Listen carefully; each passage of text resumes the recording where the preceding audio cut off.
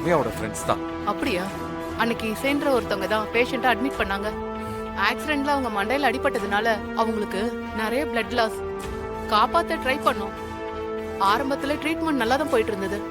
ஸ்டேபிளா இருந்த பேஷண்ட் திடீர்னு இறந்துட்டாங்க. அவங்க இறப்புக்கு காரணம்? போலீஸ் விசாரணையில யாரோ வந்து அவங்க ஆக்சிஜன் மாஸ்க கழட்டி விட்டதா ரிஜிஸ்டர் ஆயிருக்கு. என்ன சொல்றீங்க?